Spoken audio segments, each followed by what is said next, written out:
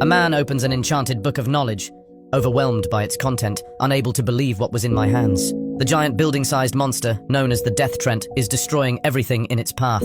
A group of heroes confront the beast head-on. Magnus, the magician in the party, cast a fire spell, but realized that it doesn't work on monsters.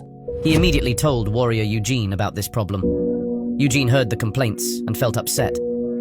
Magnus wanted to try another spell, but Eugene thought he was useless for having such an intention, since monsters were of the Flora type. Magnus still believes that the monster can be different, but Eugene asked him to stick to his plan. While distracted, a branch of the monster suddenly attacked Eugene. Magnus hastily cast another fire spell, but it was ineffective, causing Eugene to get hit, making Magnus extremely frustrated. Seeing that Eugene was seriously injured, Nunhilda volunteers to use her healing magic to heal him, with light full of life.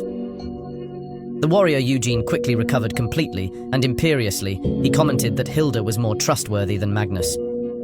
Hilda smiled, took his arm, and said that it was her duty to heal him. While they were distracted, the female warrior Misha swung her weapon to attack the tree monster. After delivering a powerful blow, she glanced at the two and told them to stop flirting on the battlefield. Misha's attack was so effective that the monster collapsed, causing the group of heroes to rejoice and rejoice. The party picks up the reward apples that drop from the monsters.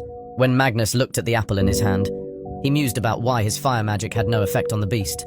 The group of heroes then arrived at the kingdom of Lacusta. Stop at a local pub. Everyone in the bar began to pay attention to them. The whole group gathered and divided different types of apples on the table. Apples that increase strength, agility, and reflexes are given to Misha. She ate an apple. Her body was refreshed with increased energy.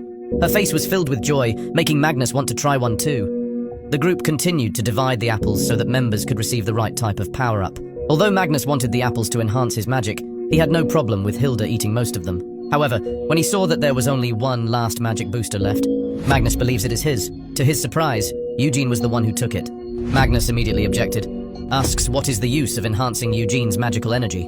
Eugene replied that he could use the warrior skill first, and Hilda agreed with him. Hilda defends Eugene's decision to take the last apple, as Magnus did not make a significant contribution to the battle. Magnus could not refute, so he remained silent. Misha interjected into the conversation, saying that Magnus should deserve his reward. Wizard Magnus felt frustrated and disappointed because he did not get the magical apple he was hoping for. Magnus knew that if the party had allowed him to use magic other than fire, he could have done damage to the monster. Eugene expressed disappointment at adding Magnus to the group, thinking that the magician should have been a genius. Hilda added to the criticism with a smile, saying that Magnus's only contribution was reading the stigmata. Her innocent smile quickly turned into a mocking look as she said Magnus was completely useless beyond that. The pair continued to laugh at Magnus, mocking him for not being worth anything. Eugene bluntly told the magician that they no longer needed him and told him to go away. Magnus felt hurt by those words. He stood up from his seat and left the table. Misha was surprised to see him leave so easily, but Magnus only agreed that this group only needed physical strength. Misha calls Magnus a coward as he gets up to leave, but he tried to ignore the comment. Stepping out of the pub, Magnus walked into the crowded street, his mind filled with thoughts of the past. He remembered how his homeland had expected of him, remembering the faces that had praised him when he joined the group of heroes who were expected to defeat the Demon King. And all the while, he knew that he represented all the magicians of his homeland. When thinking about not being able to go back, suddenly a man called his name. Magnus recognized it as the man who had been in the tavern. The man apologized for accidentally eavesdropping on the hero group's conversation. He explained that he had heard that Magnus could read the stigmata. Knowing this, the man pulled out a book that Magnus could use. He showed Magnus a book with the stigmata written on it, something that shocked Magnus. When reading through the stigmata, Magnus realized they read, "Everything you need to know to defeat the Demon King Morphi." An encyclopedia written by the gods. Magnus smiled happily. The book dealer explains that only very few people can understand the stigmata, and a book forged by the gods is extremely rare. Magnus asked the price of the book, but the man intended to give it to him as a gift. Therefore, Magnus only gave a few coins as thanks. He returned to his room and started reading from the encyclopedia. At this time, Magnus knew that all monsters in the world carried the Demon King's dark energy, and would always regenerate after being defeated. I can't believe the amount of knowledge in this book. Now Magnus understood why the monsters his group had defeated kept appearing again. After flipping through more pages, Magnus found something important. 3 days later, the 3 death triants returned to life. Magnus couldn't believe his eyes. The book gave instructions on how to revive monsters, and it worked exactly as written. The magician smiled. "Grip your staff tightly and get ready to face the monster." He declared that he would defeat it alone. Looking at the monster, Magnus was glad that it hadn't seen him yet. He shouted the first spell, aiming at the monster. According to the encyclopedia, the Death Trent is immune to special spells and weakening charms. However, the book also reveals that every monster has a weakness. Magnus used a hypnotic spell, causing the monster to slow down.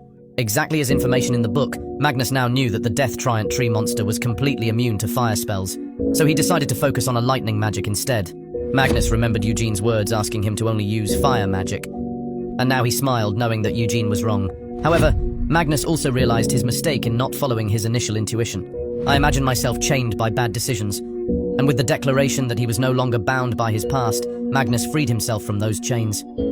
He promised to gain the power to defeat the Demon King, clutched his staff in his hand and swore that the world would know his name. The mage class will be respected. Magnus remembered the encyclopedia, which said that the gods would not intervene no matter what the situation was. The book also emphasizes that the gods praise those who take their journey into their own hands. These words gave Magnus motivation, helping him create a powerful lightning spell. With all his strength, he shot lightning towards the tree monster.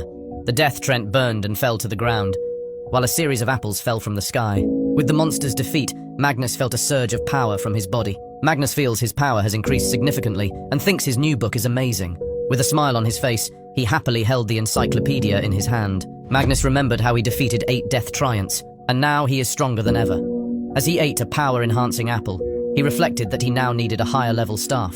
He dreams of finding an S-rank weapon, but also understands the rarity of these weapons. Lying in bed, Magnus felt the situation seemed hopeless. But when I glanced at the encyclopedia next to me, his face lit up, realizing that there was still a way. Magnus quickly crossed the rooftops of the town and stops at your destination. He looked as small as an ant compared to the giant villa in front of him. He walked towards the giant chimney and jumped inside. Magnus fell slowly thanks to the magic that controlled his falling speed, convenient and easy.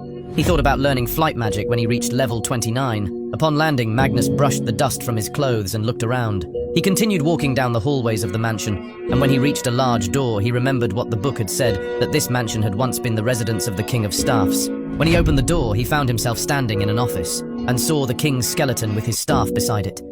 Magnus ponders that the king was once the strongest magician in the kingdom of Lacusta. He carefully wrapped the remains in a bag, then looked at the staff next to him. When he picked it up, he realized it was the legendary S-rank staff, Staff of the Supreme, crafted from mithril. Carefully examining the weapon, he understood that it was worth a huge fortune. Magnus knew that if he sold this staff, he would earn enough money to live like a noble for centuries. Not only is it a valuable item, this is also an extremely powerful weapon of power. He looked at the encyclopedia, which provides all the exquisite details that make this staff so special and powerful. Magnus exclaimed that the staff was extraordinary. He then decided to bury King Staffs on a hill opposite the villa, next to the king's grave, and begged permission to borrow the Staff of the Supreme. Magnus swore to return the staff and bury it at the king's grave after he defeated the Demon King Morphi with the help of the encyclopedia. On his long and challenging journey, Magnus explored many locations, gaining weapons, treasure, and valuable power-ups. Along the way, he also saved many people's lives, including a group of female slaves. These women thanked him for saving them, and Magnus felt embarrassed when he realized that he was completely immune to the cuteness of girls. When one of them asked his name, Magnus did not reveal his identity, but only offered to take them home safely. Magnus reflected that he should not let too much attention distract him from his main task. While leading the slaves to a safe place, he wondered when he would see them again. When he returned home, Magnus couldn't believe the amount of common staff he had collected. Besides, he also saw the amount of weapons and other treasures he owned and decided that he should sell off the unnecessary things, keeping only the weapons that were suitable for him. However, Magnus quickly realized that he could not sell too many weapons at once, as that would cause too much suspicion. Magnus knew he needed to find the right place and time to sell the weapons he had collected, and use the encyclopedia to start your search for a trustworthy trader. He went to the Malm Merchants Association, one of the largest organizations in the trade and manufacture of magical weapons. Upon arriving, Magnus unexpectedly met his old hero party group, and he noticed they had a new member, a girl from the cat people, who seemed to have taken his place. Eugene is especially unhappy to see Magnus. Even so, Magnus still tried to greet them like old friends. Realizing that the group was not friendly to see him, Magnus tried to leave, but Misha stopped him, convinced the group that they can get information from Magnus. Despite Eugene's reluctance, he asked Magnus if he knew where he could find a magic staff. Magnus replied that he knew a place, while secretly thinking that he actually had more than 10 staffs in his inventory. Eugene was happy to hear that, but Magnus wondered why the party needed a magic staff when they no longer had a mage in their party. Eugene tells Magnus that a noble has requested a magic staff and asks him to quickly reveal the information. Hilda also asked Magnus where they could find the staff, And Magnus reveals that he has a plant he can sell to them. Eugene is excited, saying that Magnus is finally useful. Hilda knelt down and offered 1,200 Vietnamese dong to buy the staff. Magnus doubted whether they really had that money, but Hilda assured her that the church could provide. Magnus knew about the reputation of the church, which often boasted of the infinite love of Tygon, their god, but always squeezed huge amounts of money from the poor. Understanding this, Magnus told himself that he could take their money without feeling guilty, and agreed to Hilda's proposal, which made her very happy. Seeing Hilda's innocent face, Magnus knew that inside she was secretly angry and humiliated. He wondered why they were willing to go so far to get the staff. He then exchanged the staff for the bag of money. Eugene laughs loudly, revealing that the person who requested the staff offered to trade it for a mithril sword. Except for Misha, the group laughed at Magnus, saying that the mithril sword was worth at least 5,000 coins on the market. Eugene waited for Magnus's response, but surprisingly, Magnus didn't have a big reaction, simply praising them for their luck. The whole group was shocked by his calmness. However, deep down, Magnus possessed 6 B-rank mithril swords, along with his A-rank lightning sword, so he didn't care about their agreement with the nobles. Magnus says his final goodbyes, leaving Eugene confused. Before he leaves, Misha asks if Magnus really won't come back to them. Magnus replied, "Why should he do that?" And Misha remained silent. Seeing her reaction, Magnus thought she looked like a child having a tantrum, an emotion he had never seen in her before. Inside the Mar Merchants Association, Magnus continued looking for a stall to sell his weapons, and suddenly discovered that the slave woman he had saved was working in one of the booths. She walked up to Magnus, overwhelmed with emotion, and asked if he could go on a date with her. She looked at him intently, and Magnus was shocked by what had just happened. He quickly ran out of the building, pulling her with him. Find a private place in an alley to avoid prying eyes. Magnus told the girl not to shout such things in public, but she explains that she cannot control her emotions. Magnus realized the situation was getting complicated and thought he needed to stop her from revealing any information about him. When the girl asked if she was bothering him, Magnus replied no, and asked if she was working in the building. The girl revealed that she was the daughter of a large merchant corporation. Introducing herself as Arya, she wanted to repay Magnus for saving her life. Seeing the girl's confusion and tears rolling down her eyes, Magnus wondered if she was really serious. He controlled himself, reminded that a magician like him needed to be cautious. Seeing that Magnus was silent, Arya asked if he really didn't like her presence, or do you want something else? She tells of her horrifying experience of being kidnapped and her new life as a slave. She remembered the day that Magnus saved her and the others, and realized that no one is as great as you. Magnus looked at Arya and couldn't deny that he was interested in a relationship with her. However, he was bound by his oath to destroy the Demon King, and had no choice but to say no. Confused, he told her he had no experience with women, causing him to panic because all he really wanted to talk about was about his mission to destroy the Demon King, but his words accidentally went in the other direction. Arya is also in a confused state, saying that she also has no experience with men and has no problem with Magnus's lack of experience. Seeing that he has no problem with her, Magnus agrees, which makes Arya happy. She didn't mind that this was their first time and was ready to go all out, especially since she was looking at the person who saved her life, making Magnus blush. Magnus formally introduced himself, and Arya recognized his name as the magician in the hero group. Both blushed when talking about when they should go on a date. Upon returning home, Magnus believed that Arya would not reveal any information about the items he had taken from the robber. At the same time, he pondered the advantages of being friends with Arya. Magnus lay in bed, unable to stop thinking about the first time he would enter a relationship. On the appointed day, he arrived at the location on time, even though the book advised arriving earlier. He imagined how elegant he would be when he met Arya. When we arrived, Arya was there first, and she said she was early because she was so excited about the date, a comment that made Magnus find her adorable. Magnus said that he found a good restaurant for her, which made Arya happy. As the two walked together, Magnus wondered if Arya would let him hold her hand, and immediately, Arya took the initiative to take his hand. Magnus felt happy when they held hands, while Arya smiled, wanting to keep moving. Our magician blushed, thinking that girls are amazing. When arriving at the restaurant, Arya was excited because she really liked pancakes. Magnus commented that he had passed this restaurant many times and wanted her to try it. The food was served, and it looked delicious. Both happily enjoyed the meal. And Magnus thought about the knowledge from the encyclopedia, thinking that this place made great cakes, even though not many people knew about the shop. Magnus enjoyed his omelette, commenting that it enhanced the flavor of the entire meal. Meanwhile, Arya was immersed in happiness, happily munching on pancakes, and commented that the combination of sauce and toppings added to the softness of the cake. They both enjoyed the meal so much that they decided to try each other's dishes. Arya enjoyed the meal so much that Magnus thought all the effort in finding a good place to eat was actually worth it. She grabbed his arm and asked where they should go next. Magnus was confused when he felt her breasts touch his hand. But they continued to enjoy the day, from shopping to dinner. When night had fallen, the two walked down the street, with Arya commenting that she had a great time. She wanted to repay Magnus somehow, and asked him to promise that they would go out together again. Magnus was caught off guard when Arya moved in for a romantic kiss. Their lips touched. The magician's cheeks were red, his eyes filled with hope. Arya asks if this is his first kiss. Then suddenly she ran away out of shame. Meanwhile, Magnus is still in shock from his first kiss, continued walking in confusion. Holding the encyclopedia, Magnus knew that it was thanks to the book that the date was a success. He recalls that the book had a chapter on important people, including a detailed article about Arya.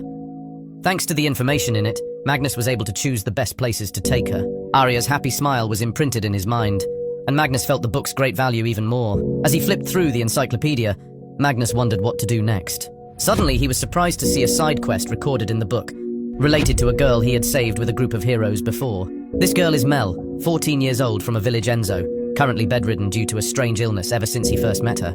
Hilda's magic doesn't work on Mel's illness, and in the book it is written that defeating the beast that caused the curse is the only way to cure it. Magnus grasped his staff tightly and decided to set out for Anzo village. At Anzo village, Magnus spoke with the village chief, who was confused when the young man declared his desire to defeat the beast near their village. Magnus explains that he has left the hero group, but the village chief still considered him a great magician. When he learned that Magnus wanted to stay in the village chief voluntarily invited him to stay at his house. However, tragedy struck when the village chief's family died due to an epidemic, leaving him alone. Speaking of illness, Magnus gets straight to the point. Speculate that the illness is related to Mel, the village chief's niece, and that destroying the beast could cure her. Magnus's words shocked the village chief so much that he stood up from his chair. Although Magnus is not sure about his theory, he was still determined to destroy the beast and left immediately afterwards. He didn't want to make the kind village chief and his poor niece feel that they owed him too much. Magnus is determined to avoid awkward situations, like feeling indebted to others, as he prepares to set out to destroy the beast. When he left the village, he was greeted by people gathered, all hoping he would succeed in treating Mel. Seeing the village chief's embarrassed look, Magnus understood that it was he who had spread the rumor about his mission. With the pressure of everyone's expectations, Magnus felt nervous about leaving the village. While walking through the forest, he realized that someone was following him. He asked the stalker what he wanted, and he appeared, a man in heavy armor with a scarred face and a stern expression. Taking a closer look, Magnus recognized it as Glans, who came from the village of Anzo. Glans kneeled before Magnus, the look of joy on his face when recognized, although Magnus felt lucky to have remembered him from the crowd. Glans asks permission to join Magnus on his quest to destroy the beast. With serious eyes, he earnestly asked for help. Magnus observed the man closely, able to see that Glans was a man with combat experience. He asked why Glans wanted to join him. Blushing, Glans replied that he wanted to save Mel, his childhood friend, only 4 years older than him. This made Glans only 18 years old, which surprised Magnus because he couldn't believe that the two were the same age. Glans confesses that he loves Mel, and Magnus asked if he was going to tell her, but Glans found that too difficult. He is not confident due to her illness and her stone statue-like appearance. Glans just hopes he is strong enough to protect her. He explained that he had fought in the army to qualify as a village guard. Because he was worried about Mel's illness, Glans could not sit still when he learned that Magnus had a plan to destroy the beast, even though he knew the danger. Glans assured Magnus that he was willing to sacrifice himself if necessary. He believes that all the time he spent practicing his swordsmanship was in preparation for today. Magnus could not refuse Glans's request. He understood this guy's feelings, and found that the two could work well together in battle, especially with his experience as a mage in the vanguard. After everything was arranged, Magnus continued to discuss the battle strategies they could adopt. Through statistical testing, Magnus realized that Glans was only level 7 to 9, while their opponent was a level 19 monster. He began to think of a way to compensate for this difference. Suddenly the beast's roar rang out, and both prepared themselves. They witnessed a giant beast approaching, so huge in size that it covered the sun. In that moment, Magnus cast many strengthening spells on himself and Glans. Even though I knew I would be strengthened, Glans was still surprised to feel the power filling his body. Glans felt extremely honored to receive power from the great magician Magnus himself. With his fire-enhanced sword, Glans rushed straight towards the beast. Magnus pondered that a normal person would never dare to face such a giant monster head-on without the magical enhancement he had given him. Magic as powerful as that of a priest, combined with fierce determination, Glans transformed into a brave warrior, rushed forward without flinching. Glans unleashed an explosive slash, and he commented that thanks to Magnus's magic, fighting was easier than ever. The monster tried to counterattack, but Glans dodged the attack with ease. Magnus calmly commented that no matter how strong the beast's attacks were, they were meaningless if they couldn't hit their target. With a spell, Magnus increased Glanz's speed, knowing that the beast was confused when it couldn't hit this warrior. Magnus smiled, realizing that the monster was trapped, unable to hit its opponent. Glanz remembered Magnus's instructions, that he must do his best to avoid all attacks. With powerful slashes, Glanz succeeded in damaging the beast. Magnus watched, contemplating that if he were alone, he would have used the same strategy, strengthening and dodging, gradually exhausting the beast. However, thanks to Glanz, the time to destroy the monster was significantly shortened. Magnus remembered that the beast had little resistance to fire, and he immediately cast more strengthening spells, ensuring that Glanz's attacks would deal fatal damage. After reciting the spell, Magnus released a powerful blast of fire towards the beast. The power of the fire was so great that it covered the monster's entire body, causing it to be completely burned. Although Glanz was also affected by the heat, thanks to the magical shield that Magnus had provided earlier, he was still safe. Magnus felt lucky to have equipped Glanz with this defense, helping him survive the terrible fire explosion. When they saw the beast lying on the ground, Magnus told Glanz that it was time to return. In Anzo village, the villagers happily held a celebration for the return of their heroes. Although Glanz's eyes were still filled with determination, the people approached him, appears angry and worried because he disappeared to help Magnus. However, in the end, everyone just felt happy when he returned safely. A young girl approached Magnus, excited to touch the magician. Before long, Magnus was surrounded by other young girls, all of whom wanted to touch him. Magnus blushed, wondering if touching him was really such an amazing thing. He noticed that even the children in the village had heard about his adventure and were reenacting the battle with the monster, as they imagined from the earth shaking during it.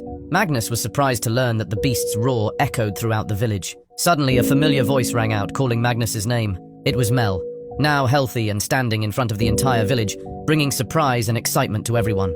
Glanz was so nervous that he didn't dare look directly at Mel, something that Magnus quickly realized. The village chief couldn't stop crying when he saw his niece was no longer in critical condition, but was walking as if nothing had ever happened. Mel wanted to repay Magnus in any way possible, but he suggested something else.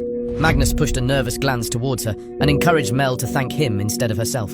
He explains that it was Glanz who put the most effort into destroying the beast, was his shield, and even charged straight at the beast. Magnus repeatedly insisted that Mel realize that Glanz had grown up and become a brave warrior. With all the praise, Glanz was still embarrassed and couldn't say anything in front of Mel. She smiled happily, laughing at the fact that Glanz could fight fiercely but be timid in conversation. Even the villagers agreed with Mel, causing Glanz to acknowledge his merits. Magnus commented that a warm atmosphere was spreading in the village. Suddenly, Mel grabbed Glanz's arm and leaned on his shoulder with a satisfied face. She expressed her deep gratitude for his efforts, making Glanz even more confused and blushing. Magnus remembered Glanz's tense expression when they first met, and seeing his expression when he was with Mel, Magnus realized that Glanz had thought he had no chance of winning. When I see them together, Magnus realized that he did not understand romantic feelings. Remembering Arya, Magnus suddenly felt like he wanted to see her immediately when he returned to Locusta. Meanwhile, the village holds a joyous festival, celebrating the auspicious day. Children and the elderly happily ate and drank, and many people were dancing. The kind citizens encouraged Glanz, who was an introvert, to join them in drinking. Magnus became so famous that many young girls invited him to choose drinks. As the party continued, the village chief called Magnus back and declared his intention to repay him for the good he had done. But he was worried that their village had nothing valuable to give. Magnus just thought he didn't want to be compensated because he didn't feel comfortable accepting money for it. He told the village chief that he did not need to give him anything, because he had already received his reward. Magnus assured him that he had obtained valuable spoils from the monster, something the village chief fully accepted. In fact, all this time, Magnus was on a quest when he learned, thanks to the encyclopedia, that forest beasts had a 78% chance of dropping a rare item called Heart of the Grim Forest. Now he feels happy when he sees himself proudly holding that rare item in his hand. According to the book, if the Heart of the Grim Forest was given to the elite blacksmiths of the dwarven tribes, it would become a unique magic item if forged using their secret techniques. Magnus remembered the moment when they had just defeated the forest beast. Magnus looked with joy at the item he had been looking for so long. He asked Glanz if he could keep it, for it was only a fragment of his shield. Glanz had no problem giving it to Magnus, not realizing that it had become an important crafting ingredient. Glanz was confused, as anyone could go to the weapon shops in Locusta to get a shield piece, but Magnus was still excited. He can combine the Heart of the Grim Forest with an item called the Relic Shield to create a magical item that can help defeat the Demon King once and for all. Glanz had no idea what Magnus was saying, but he saw Magnus's steady gaze and was only glad to be able to help him. Magnus turns a page in the encyclopedia and finds that the next step is to meet the mystical dwarf blacksmith Bazurf, who runs a workshop deep in Smith Mountain. He closed the book, confident about what he needed to do. Returning to the Locusta Kingdom, Magnus knocks on the door of a house, asking if this is Bazurf's house. However, it seems that the blacksmith is not at home. Magnus felt annoyed because he had to end his date with Arya early so he could meet Bazurf, but now the blacksmith was not home. After a while of repeatedly knocking, the door finally opened. Makes Magnus feel worried because the books say that dwarves are often difficult. He was shocked to see that there were many tools thrown on the floor in the house, and Bazurf is unconscious. Run quickly to the blacksmith. Magnus looked at his swollen and unconscious face, wondering what had happened. Magnus rushed to help Bazurf, who was injured all over his body. The blacksmith confirmed that the group of heroes was the cause of his injuries. Hearing this, Magnus couldn't help but feel angry at Eugene for stooping so low. He offered Bazurf a healing potion that would help him recover. However, the blacksmith was skeptical of humans and refused to accept anything for free, especially when the group of heroes acted like robbers, stealing his things after asking for his services. In his mind, Magnus thought that this was just one of the bad things his group of heroes could do. Looking at the situation, he suggested exchanging the potion with Thunder Trident, an item that Bazurf possessed. Magnus could pay him 8,000 gold coins, but it would take time to return to the hotel and get the money. Strangely, Bazurf agreed, and Magnus gave him the potion while introducing himself. The blacksmith thanked him, and immediately after taking the medicine, he recovered from his wounds. Bazurf questioned his motives for coming to the workshop, and suspected that it was all because of the trident. Magnus laughed and explained that he needed Bazurf's talent to craft himself a magical item. He asked for a discount and offered his remaining high recovery potion for the deal. The blacksmith laughed, but asked for 2 potions instead for his services. Magnus joked that his belly revealed everything, and Bazurf replied that he had been more handsome when he was younger. However, Bazurf then became serious and said he was willing to help, but his favorite hammer was stolen by a group of heroes. Unfortunately, he couldn't use another hammer, as that would be like possessing a magic item that required compatibility. Bazurf further explains that they will need a hammer made from adamantine or mithril to be able to forge high-class items. Magnus quickly consulted his book while Bazurf looked over curiously. Don't reveal too many details. The wizard declared to Bazurf that they could possess the orichalcum smith hammer.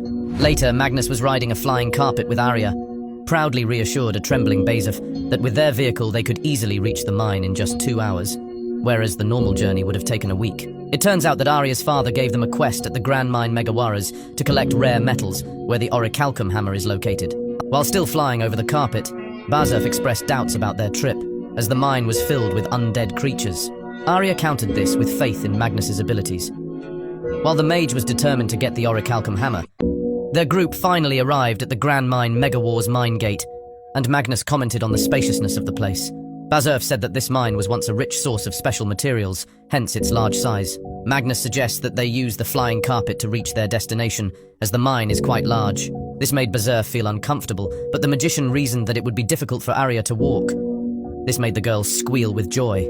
Bazurf, reluctantly, had to ride on the flying carpet with their group. Not long after, they encountered a group of undead gathered in the inner part of the cave. Bazurf comments that they are the result of human greed and therefore cannot enter the next life, calling them pitiful. Magnus replied that among those undead, there were also dwarves. Bazurf simply calls them losers. Magnus aroused the power of his staff and began chanting, "Push the undead into the sky." Bazurf was impressed by Magnus's abilities, while Arya couldn't help but squeal with delight. They continued to ride the flying carpet, while Magnus fought the undead in the air. The blacksmith couldn't help but praise his talent. Suddenly, they encountered another group of undead, causing Arya to scream in panic. She immediately pressed herself against Magnus, which made him blush and feel uncomfortable. Bazurf reminds the mage to stay focused and not get lost. Magnus assured him they wouldn't get lost, and he silently thanked his book for that. Before starting the mission, he memorized the entire map of the mine from the book, and remembered clearly all the dangerous roads. Not long after, they arrived at the abandoned precious metal mining area in Megawaras, where there are still many rich resources. The undead advanced towards them and began to attack. Magnus quickly counterattacked, cutting down skeletons with a single sword strike, destroy them and receive more compliments from Arya. After defeating the enemy, Magnus casts one more spell, create a portal to transport workers from Lacusta to Megawaras to begin resource mining. Bazurf was once again amazed at what Magnus could do with magic, called him a powerful magician. The shaman guides the workers, who eagerly get to work on the mining. They dig endlessly to collect as many resources as possible. Magnus watched happily and planned to wait until the workers finished to transport the resources back to town, completing the mission. Meanwhile, he leads his team to retrieve the orichalcum hammer. After successfully finding the hammer, the party returns to the Lacusta Merchant Guild. Malm, the blacksmith, was clearly impressed, bluntly suggesting to Magnus that he should consider marrying his daughter. This suggestion made the young mage feel confused. Malm continued to extol Arya's valuable qualities, which were all very clear to Magnus. He thought to himself that both father and daughter seemed to have a reckless streak. However, Arya interrupted and rejected the offer. She expressed her unwillingness to burden Magnus while he was on a mission to defeat the Demon King. Mam realized he was wrong and immediately apologized, emphasizing that defeating the Demon King is important for his job. Magnus accepts the apology and thanks Arya for saving him from an awkward situation. She smiled warmly at him, grateful for the opportunity to meet him. A week later, Magnus visited Bazurf in his workshop to pick up the item he had requested. Upon entering, Magnus was truly impressed to see the magic item crafted from the relic shield and heart of the Grim Forest. He teased that Bazurf must have put in a lot of effort to create such a magical work, causing the blacksmith to react sarcastically. The mage approached the item, a deep sense of excitement rising as he faced the battle golem. Bazurf proudly touches his creation and reveals that its name, Gladius, engraved on its armor. Expressing his gratitude, Magnus acknowledged the honor of the golem being crafted by Bazurf, a warrior who will help him reach the depths of Megawaras. Bazurf is shocked by this revelation, and they both boarded the Gladius and began their journey to the mine. While traveling, Magnus teasingly asked Bazurf if they could fly a bit, which confused the blacksmith, but he eventually agreed. The mage then revealed that he intended to defeat the undead boss, the Bone Dragon, residing deep within the mine to prevent them from regenerating. However, Bazurf was aware that this boss was level 34, significantly higher than his level 28, which put Magnus at a disadvantage. Therefore, possessing a battle golem becomes very important, not only to support them, but also to test Gladius's abilities, to help ease Bazurf's worries. Magnus encouraged Bazurf to relax and trust his abilities. The two of them arrived at the Megara mine, and Magnus immediately cast a spell to destroy the undead waiting at the gate. He tried to convince Bazurf not to go with him to meet the boss, but the blacksmith refused, determined to see how Gladius would persevere in battle, even if it meant risking his life. Inwardly, Magnus contemplated the danger of his opponent and resolved to stay focused in battle, fearing that he would not be able to protect Bazurf if he needed to. Hearing his thoughts, Bazurf told Magnus to just focus on defeating the boss and not worry about him. Magnus was impressed and praised that Bazurf was truly an exemplary blacksmith. At Megara's deepest point, the two stood facing the giant boss frantically. Bazurf was overwhelmed by his boss's appearance, and Magnus ordered him to stay back for his own safety. At that moment, the boss emitted a black mist called miasma. According to the book, low-level recruits will take great damage if they touch it, while absorbing a large amount can lead to death. The boss let out a shrill sound, summoning hordes of undead from sleep. To counterattack, Magnus ordered Gladius to protect him, and it immediately jumped into action, destroying the undead. Everything goes according to plan. With the undead now taken care of by the golem, Magnus could focus on defeating the boss. He initially chanted a dark spell, throwing it towards the Bone Dragon, but it was ineffective. Bazurf panikedly commented that the boss seemed immune to dark magic. Magnus told him to be quiet and just watch. He released another spell which seemed to be effective, but it causes the boss to emit a dark and terrifying mist that sprouts another head, seemingly making it immortal. Magnus continued his attack, casting another dark spell, but does not cause damage to the boss. This made Bazurf feel frustrated. Bone Dragon continues to regenerate, grows a third head and attacks Magnus. In response, Magnus increased his resistance magic and defensive magic. Use a Tier A Angel Ring to endure the attack. He trembled at the sudden blast of magic and told himself to end the battle. Magnus chanted the dark spell again. This makes Bazurf even more frustrated, as it has no effect on the boss. However, Magnus told him to look closely. Bazurf was shocked to see that the boss's MP was decreasing. This happened because the boss used a lot of MP to summon the undead, regenerating himself, and received direct attacks from Magnus's spells. By this point, its MP was almost completely depleted. To end the battle, Magnus cast another wave of dark magic, weakening the boss even more, make its black mist disappear. At this point, it can no longer summon undead and cannot regenerate. All it could do was rush blindly at Magnus. Undeterred, the mage continued to use the same magic. Completely drains the boss's MP. Magnus delivered one final blow, finally destroying the Bone Dragon. After the battle, he received a power UPS, improving his magical and physical powers.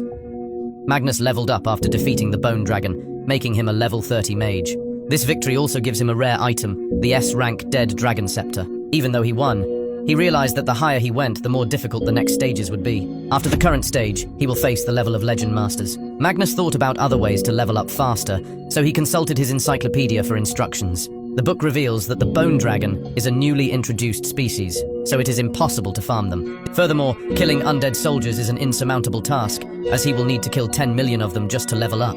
Frustrated, Magnus lay back on the bed, running out of options. I thought about just flying around the city to relax, but in the end, decided not to, and opened his book again. Magnus considers doing side quests for additional rewards. According to the book, the main mission is to defeat the Demon King, while other small quests in the journey are called sub-quests. He saw a list of various side quests in the book, such as exploring Benavia Cave, fulfilling exploration requests, and exterminating vampires. Inspired by these quests, Magnus rose from his bed, determined to help those in danger, and decided to rescue them, possibly winning rewards along the way. Meanwhile, at the Narcissi mansion, Eugene's frustration reaches its peak when the head of the mansion refuses the rare flowers they had collected as part of the request. Narcissi, a scholar, explained that the flowers were no longer needed because they were a month late, and that someone else had collected them for their experiments. Eugene continued to make a fuss, insisting that Narcissi should pay, given the great effort it had taken to retrieve the flowers from the deeper parts of Benavia Cave. Misha looked at Eugene, thinking that they were the ones who completely forgot about their mission while exploring the cave, and only remembered the flowers at the last minute thanks to Hilda's reminder. Eugene angrily asks who stole his mission, and Narcissi replied that a great magician named Magnus had helped them. The warrior became angry upon hearing this, refusing to believe that a useless magician had defeated him. Narcissi countered that Magnus was amazing, different from any warrior he knew. Eugene pounded the table and asserted that he was superior to Magnus in every way. Narcissi dismissed this, saying that he had completed the task more slowly than the magician and there was no reason for it. This made Eugene even angrier. He threw the flowers and stomped on them like a madman. Everyone just looked at his rebellion when suddenly he pulled out his sword and tried to scare Narcissi. Misha didn't try to intervene, thinking that since Magnus left, Eugene had become harder to control. Undeterred, Narcissi stood his ground, told the warrior that he would not tolerate disrespect as a servant of the 7th generation of Lacusta royalty, and threatened to report him to the king. Eugene felt scared and immediately changed his attitude. Hilda calms Eugene, preventing further damage to their group. The warrior quickly apologized and declared that it was all a joke, although he was clearly intimidated by Narcissi's power. The scholar smiled fakely, and Eugene thanked him for understanding. Looking at the warrior, Misha hoped that this meeting had taught him a lesson, and he began to control his anger. However, this was immediately broken when outside the mansion, Eugene openly expressed that he hated Magnus for stealing his mission, while the group is on the move. A boy accidentally bumped into him, causing him to lose his temper again and attack the child. The boy fell into the air, and Misha quickly saves him, scolding Eugene for hurting the child. The boy fainted, and she called Hilda for help. A crowd began to gather around them, criticizes the warrior for causing terror instead of saving the world. They talked about the warrior's bad record, like stealing armor from a weapon shop and not paying for meals, leaving behind a large debt. He also had behavioral problems, saying he suddenly hit a child because he didn't like the child's face. This makes people question the warrior's intentions in helping those in need. They openly compared him to Magnus, who was considered better than him. The crowd continued to praise the magician, who helped a wife heal her incurable wounds by collecting firecrackers and exterminate vampires in a town. They also discussed how he destroyed the bone dragon at the Megara mines, a monster that had been invincible for hundreds of years. Furthermore, even the king was impressed, offering him to become a noble, but he refuses because his ultimate goal is to defeat the Demon King. The villagers all agree that Eugene is truly different from Magnus, who acts more like a hero than you. Upon hearing all of this, Misha couldn't help but feel a sense of admiration for Magnus's achievements, even after he was expelled from their group. Although she was quite tough with him, she was happy that he tried his best to help many people. Eugene chimed in, asserting that there was no way a magician could be stronger than him, and vowed to let all the people of Lacusta know that he was superior. This puts an end to it and gives him the motivation to finally take their missions more seriously, which somehow makes him a true warrior. Meanwhile, at the Narcissi mansion, Narcissi thanks Magnus for bringing him the magic scroll he needed. The magician said that completing the task for him was an honor, as he was also helping many people. The scholar offers to help him in the future if he gets into trouble, which Magnus reluctantly accepts. Narcissi then revealed to him that the group of heroes had left Lacusta to confront General Durbanvoy. Magnus couldn't believe this, thinking that this cursed general was level 40 and one of the 8 evil generals serving Morify, living on the Mountain of Death on the borders of Lacusta. Narcissi confirmed this to be true, and added that 3 days had passed since this group arrogantly announced to everyone that they would defeat Durbanvoy. Magnus couldn't help but think that Eugene was stupid for trying to destroy Durbanvoy. The cursed general is famous for his special ability called Fist Bind, which can force up to 2 people into a bound state. However, it will not be effective if one's level exceeds 32. He was worried that they might not have leveled up enough, unlike himself, who was close to level 32 thanks to completing side quests. This bothered Magnus, and he did not dare to think that the group was destroyed after encountering Durbanvoy. However, if they can survive and are still fighting, maybe you can do something to help them. He continued to think about his former members, while Narcissi looked at him with complete confusion. Initially, he planned to fight Durbanvoy when he reached level 34, but even after weighing the risks, he ultimately decided to save the old group. As he left, he apologized to Narcissi, who asked if he was heading to Durbanvoy. Magnus knew he was being ridiculous because of his mission to save people, but he couldn't stop himself from doing it.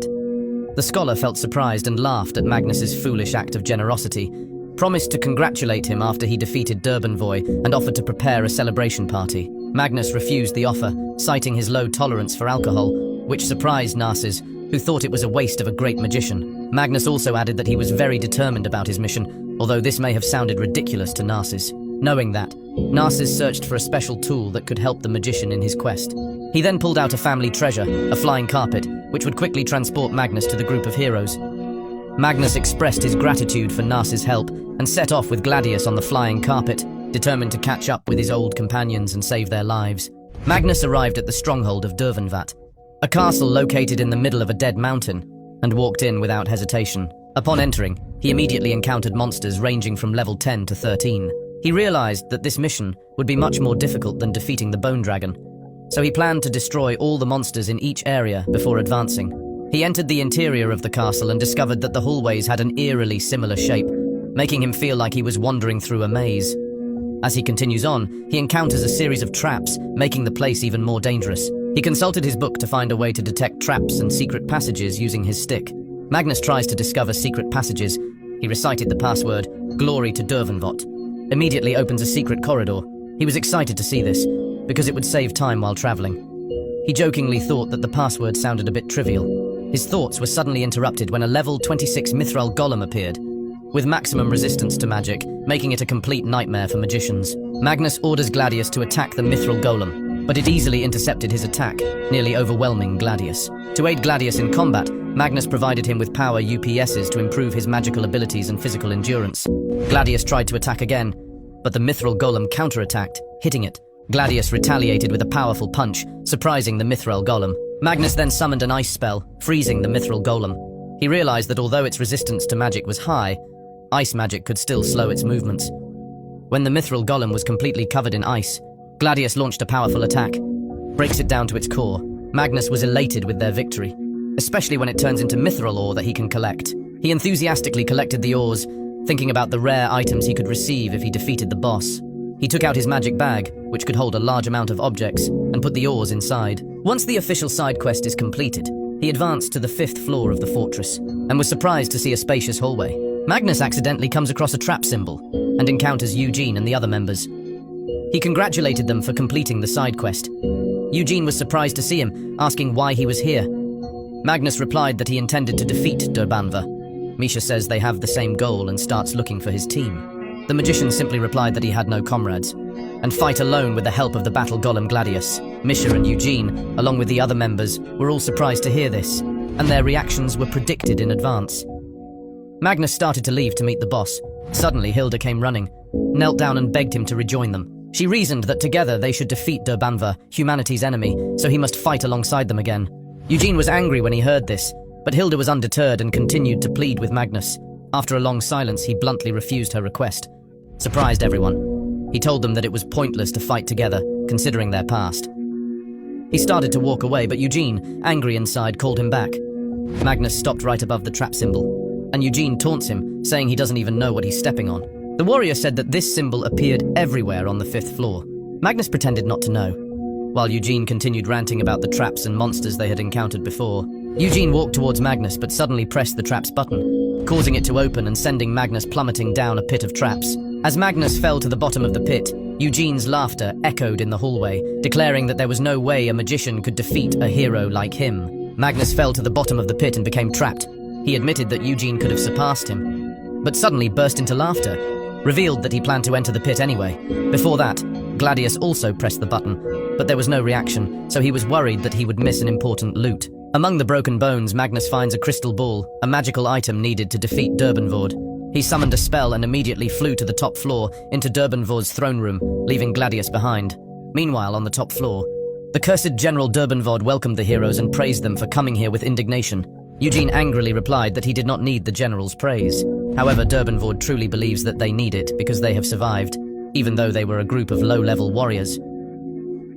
Durbanvord was surprised to see that they had survived, especially since their rank and status were both low. He thought that it must have been just luck that brought them to his floor. Eugene calls him ridiculous, but Durbanvord just laughs at him. The general then offered Eugene the chance to become his subordinate, giving him half of Lacusta in the process. This made the warrior visibly happy. However, Durbanvor immediately withdrew the offer, mocking him, saying that he had no need of anyone so weak, and that he would die immediately. Irritated by this, Eugene immediately went into battle mode. Pull out your fire sword along with your other teammates. He then increased his strength, enhancing his physical abilities. Misha and the cat warrior rushed towards Durbanvord, but he immediately blocked their attacks. Eugene followed, igniting his flaming sword and activating his unique ability, Armor Awakening, which revealed the true power of the wielder's weapons and armor. However, Durbanvord just raised his hand, and the warrior's sword was immediately broken, mocking its quality. Eugene is amazed by this, unable to believe that the fire sword crafted by Locusta's greatest blacksmith was so easily destroyed. The general mocked him and asked the name of his sword, saying that when a blacksmith worked with dedication, they always engraved the name on the product. Eugene is shocked by this revelation, as nothing is engraved on his sword. Durbanvord sneered, confirming that his sword was indeed of poor quality. While easily blocking other members' attacks and dealing damage to them, he says that their attacks are meaningless, as they are not enhanced by magic, and are therefore ineffective against a level 30 boss like him. Misha assessed the situation, and noticed that their opponents were indeed strong, when he wasn't injured at all. Durbanvard questioned them about why they didn't have a sorcerer around, calling their group unbalanced. Still preoccupied by his failure, Eugene did not answer the question, and the general, feeling insulted, pushed him away. The warrior soared across the room, receiving terrible damage, which stunned his members.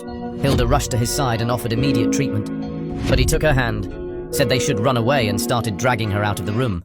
Confused by what had just happened, Misha could only watch as they left. While calling Eugene a real coward, Durbanvord's evil laugh echoed in the room, questioning whether Eugene was truly a hero or just a hoax. He then turned to the two female warriors, threatening to enjoy every moment with them. He stretched his giant hand forward and opened it, exposed mouth-like holes that turned into slimy tentacles. He said he was tired of masturbating, so he will use them. He reached for Misha and bound her with his tentacles. She begged to be released, but the general ignored her, saying she couldn't escape his fist bind because she wasn't at least level 32. Durbanvard attacked her with his tentacles, causing Misha to cry and beg him to stop. Finally, she lost consciousness. Meanwhile, Misha stood frozen in fear. Suddenly, another hand started touching her, leaving her with nowhere to go. Durbanvard urged her to give up, saying her resistance was pointless. Helpless, Misha closed her eyes and silently begged someone to save her. She waited for the tentacles to come, but they did not appear. She slowly opened her eyes and saw Durbanvor looking towards someone entering the room. She suddenly realized that it was Magnus, along with Gladius, his golem warrior. The general immediately sensed that he was a level 32 mage, and he immediately asked Magnus to become his subordinate, promised to give him half of the Locusta kingdom. Magnus refused and prepared to attack. When Magnus refused, Durbanvord smirked menacingly, promising to make Magnus realize his fear before asking the question again. Magnus mocks Durbanvor, saying that he is not scary at all, and that people only fear him because of his meaningless words. Durbanvord was impressed with his courage, and started attacking with his punches. Thanks to this, Magnus realized that Durbanvor did not use Fistbind to attack him, because he knew he had reached level 32. Instead, he only used his body for physical attacks. Gladius blocked the attack, protecting Magnus from the powerful blow. The magician praised his golem, saying that it was truly the work of Bazurf, the greatest blacksmith. He prepared for an attack, remembering that he had read in books that Ruben was one of Durbanvor's weaknesses to fire. Magnus unleashed a fire spell, enveloping the monster's hand in intense flames. He thought about the current situation. Ruben is an incredibly powerful level 35 monster, but he is at max state right now. Therefore, attacking them with their weak magic using the black magic staff would give him an advantage. With this knowledge, Magnus is confident that he will win. Both Misha and Durbanvord are impressed that the magician defeated Ruben. Durbanvord declared that he was not someone to be underestimated. Indeed, Magnus took out the scepter of the zombie dragon from his magic bag and used it to turn Ruben undead and control it. Scepter has the power to revive the dead and control them, but requires consuming a large amount of MP. Durbanvard was not affected by this action. In contrast, Magnus was confident that he could maintain control of Ruben left without depleting his MP. He ordered it to attack. While Durbanvard summoned Ruben right, the two monsters fought equally, so Magnus began to strengthen Ruben left. He also used an ice spell to attack Ruben right. Know that that is its weakness. The arm was completely frozen. And finally, the undead Ruben smashed it into pieces. Magnus instantly turned Ruben right into undead, and used two monster hands against their former master. Two arms began to attack Durbanvord, puts him at a disadvantage. He couldn't believe that a human could cause damage to him. Magnus took this opportunity to cast lightning magic, using it to attack the boss's weak point. He activated magic and threw it towards Durbanvord, but he still succeeded in fending off and repelling it. Magnus was impressed with his opponent, who was clearly living up to his title. Meanwhile, Misha is shocked to see that the two sides are fighting each other with equal strength. Durbanvor survived the lightning spell, despite consuming some of his MP, and laughed at Magnus. Durbanvor then told Magnus that he was wasting his time, as he could not be defeated. This scared the other warriors, thinking he was immortal. He revealed that he took out his heart and broke it, because as long as his heart still beats, he will forever be immortal. Magnus was unfazed by this, which caused the commander-in-chief to become confused. He pulled out the crystal he had collected earlier from his magic bag and showed it to him. Durbanvor was shocked to see his heart in Magnus's hands. He begged me not to break it, but Magnus refused, determined to end this battle with great force. He smashed the crystal on the floor and it broke into pieces, causing Durbanvor to collapse as well. The last commander-in-chief disbanded. This made Magnus breathe a sigh of relief. Two female warriors surrounded him, expressing gratitude for saving them from the evil general. He looked at the ruins of Durbanvor, who swore that this was not the end for him. Aware of this possibility, Magnus agreed, but chose to lead the two female warriors away from this place. Magnus returned to Locusta after the victorious battle, seeking refuge at Narcis's house. He was clearly tired and exhausted. Narcis asked why a hero like him was so tired. Magnus explains that people always gather around him in town to express their thanks. Furthermore, he had to attend a victory ceremony in the next few days, and to add to the trouble, Narcis kept making him drink more than necessary. Narcis laughs and says that life in Locusta has become more fun since Magnus started defeating monsters, so everyone is grateful. Magnus felt embarrassed and insisted that he wanted to have a normal walk in town like the old days. Narcis laughed again. 5 days later, Locusta Castle was crowded with people to celebrate the hero's return. At the banquet hall, Magnus was expressing his gratitude to Arya for helping him deal with the guests. She bowed to the guests with grace and thanked them for their kind words about Magnus for defeating Durbanvor. He was impressed with how easily she did it. Arya interacted with the crowd, pulling Magnus close and telling him he should be proud of what he had accomplished. The two smiled at each other. Magnus then drank a potion, and Arya noticed his face looked pale. Worried, she asked him to lie on her lap, causing him to spit out the medicine. He politely refused, not wanting to dirty her dress because she looked so beautiful in it. Arya was delighted by his compliment.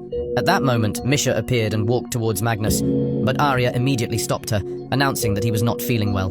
Misha objects, saying that this is what makes her unable to leave him. The two girls entered into a silent struggle, asserting their positions. Misha asks Arya's name, and she introduced herself. The warrior then determines that she is a former teammate of Magnus. Arya implies that Misha also treated Magnus poorly.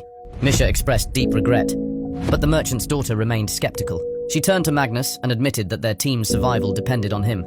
She apologizes for treating him badly before. Arya immediately interjected, implying that Magnus didn't have to forgive her. The situation becomes tense when Arya reveals herself to be Magnus's girlfriend, leading to a tug-of-war between the two girls. He intervened, declares that he has forgiven Misha. Arya tells him that he's really forgiving, but he explains that Misha was just a victim of abuse from Eugene, so he doesn't blame her. Arya surrendered, noting that Magnus was the type of person who could easily be taken advantage of. She promised, as the daughter of the most powerful merchant in Locusta, will always watch over and protect you. Touched by her commitment, Magnus expressed his gratitude for always being by his side.